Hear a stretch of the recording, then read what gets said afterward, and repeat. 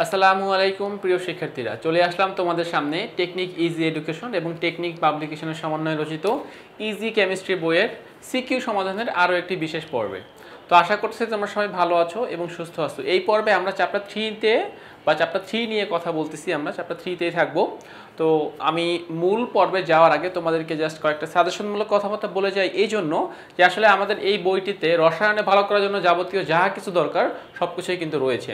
তোমরা কেমিস্ট্রির সিকিউ বলো, এমসিকিউ বলো, ক খ বলো, সাজেশন বলো, যাবতীয় যা কিছু লাগবে সব কিছু তো আমাদের রয়েছেই, প্লাস সব কিছুর সাথে কিন্তু একটা কিউআর কোড অংশও রয়েছে।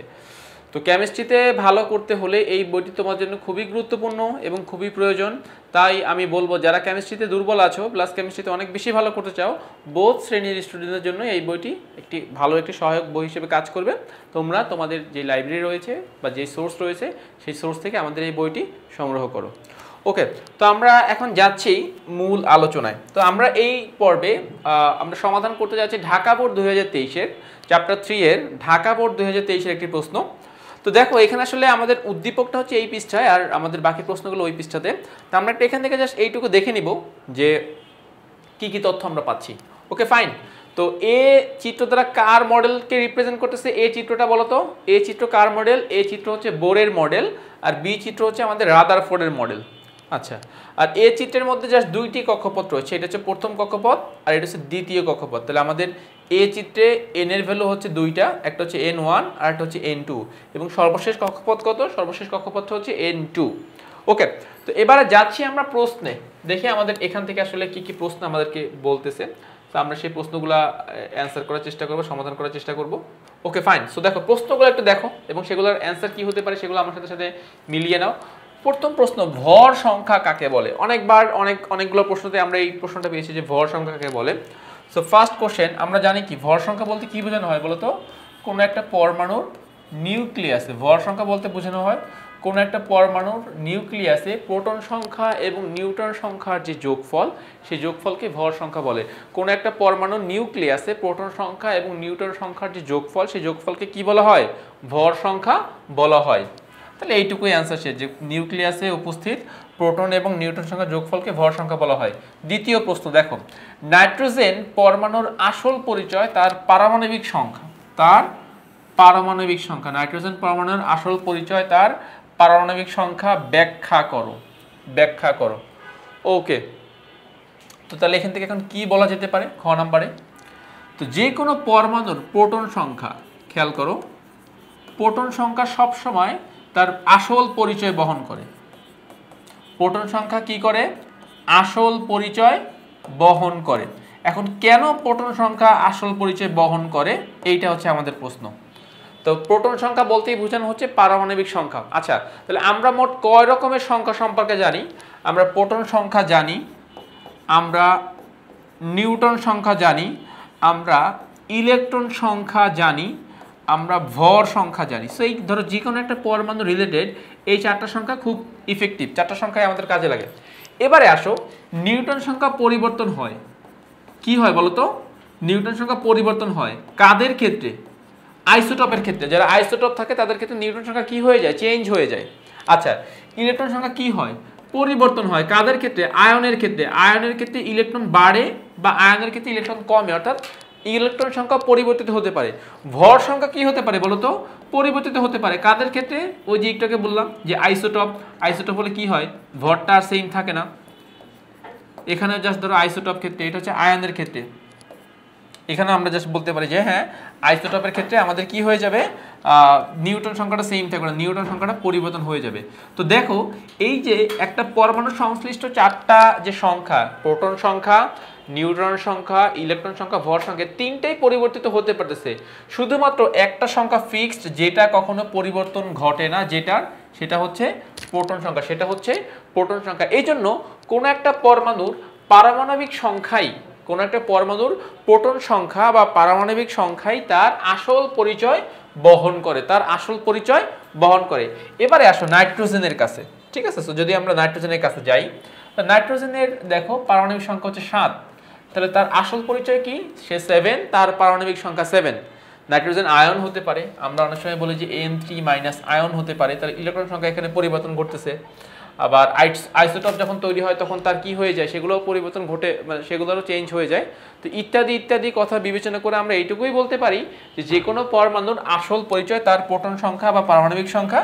ঠিক সিমিলার ওয়েতে নাইট্রোজেনের জন্য তার আসল পরিচয় কি, তার পারমাণবিক সংখ্যা। ওকে, এইটুকু ক্লিয়ার। আচ্ছা, এবারে যাচ্ছি গ নাম্বার প্রশ্নে। এ চিত্রের ক্ষেত্রে সর্বশেষ শক্তি স্তরের ইলেকট্রনের কৌণিক ভরবেগ এ চিত্রের ক্ষেত্রে। ওকে, আমি জানি না তোমাদের মনে আছে কিনা, চলো আমরা চাইলে আরেকবার দেখে আসি যে আমাদের এ চিত্রে সর্বশেষ কক্ষপথ কোনটা ছিল।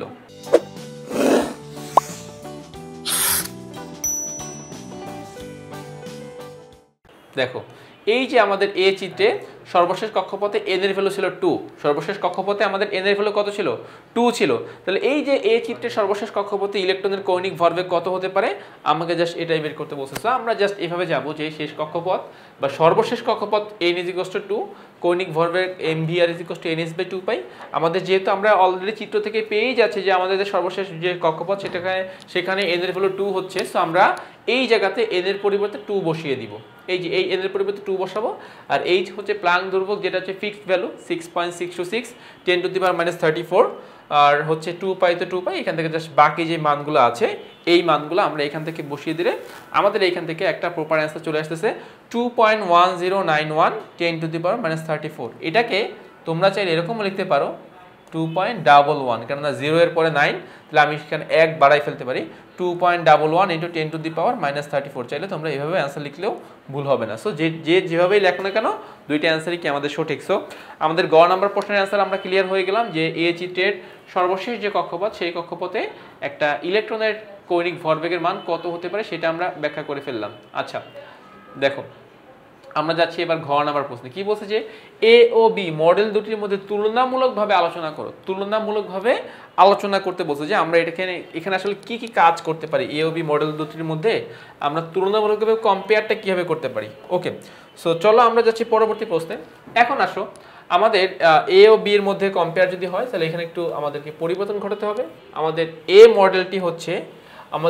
মডেলটি হচ্ছে বোরের মডেল, আর বি মডেলটি হচ্ছে আমাদের রাদারফোর্ডের মডেল। এ আর বি, একটা হচ্ছে বোর এবং একটা হচ্ছে রাদারফোর্ড। সো এখন তোমাকে জাস্ট এখানে কম্পেয়ার করতে হবে যে কে আসলে ভালো, কে আসলে বেশি অ্যাডভান্স লেভেলের কথাবার্তা বলেছে, কার মডেলের মধ্যে ত্রুটিসমূহ একটু বেশি। সো আমরা এইভাবেই কম্পেয়ার করব।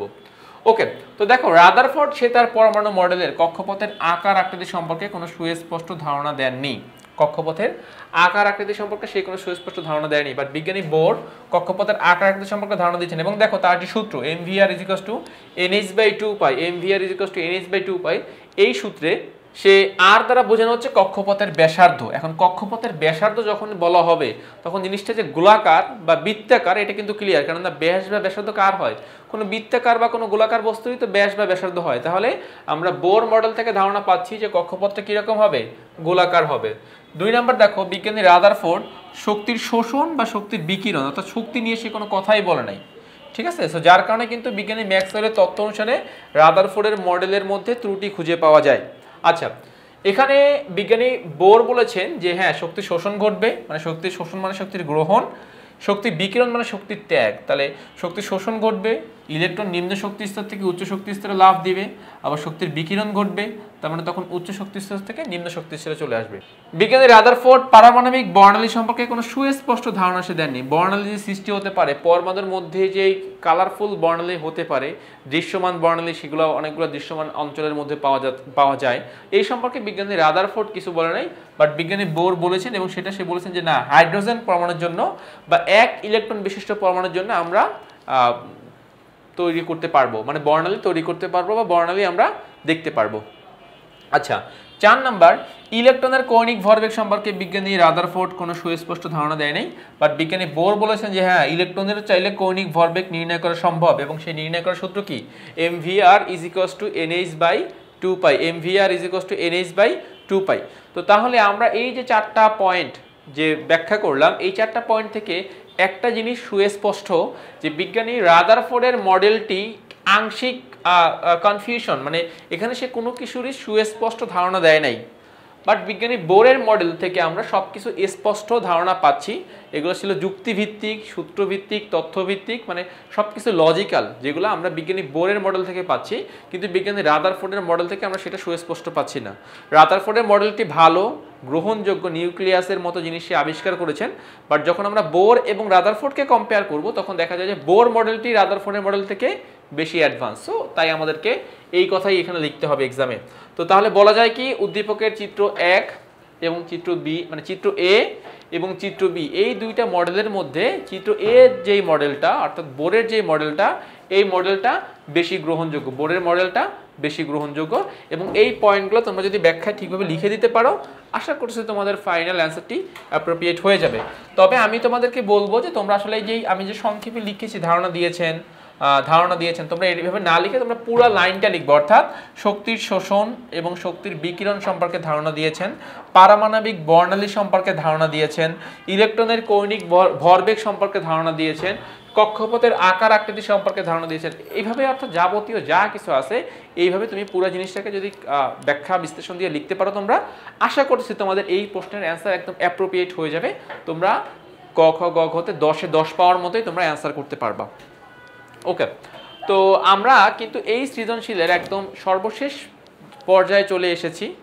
আমি তোমাদেরকে বলবো যে এই সৃজনশীলটা ঠিক যেইভাবে ব্যাখ্যা দিয়ে প্রত্যেকটা অংশ তোমাদেরকে বোঝানো হয়েছে, আমাদের কেমিস্ট্রি বইয়ের মধ্যে যতগুলো সৃজনশীল আছে সবগুলো সৃজনশীলই কিন্তু আমরা তোমাদেরকে ঠিক সেইমভাবে ব্যাখ্যা দিয়ে বিশ্লেষণ করে তোমাদেরকে বোঝানোর চেষ্টা করেছি। তো কেমিস্ট্রিতে ভালো করতে হলে বা কেমিস্ট্রিতে যদি তোমরা 100-তে 100 পেতে চাও, তোমাদের এই সংগ্রহ করতে হবে ইজি কেমিস্ট্রি বই।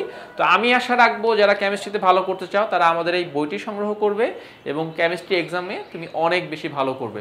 তো আজকের পর্বটি আমি এই পর্যন্ত শেষ করলাম। নতুন কোনো পর্বে আবার তোমাদের সাথে দেখা হবে। ততক্ষণ পর্যন্ত তোমরা সবাই ভালো থাকো, সুস্থ থাকো। আল্লাহ হাফেজ।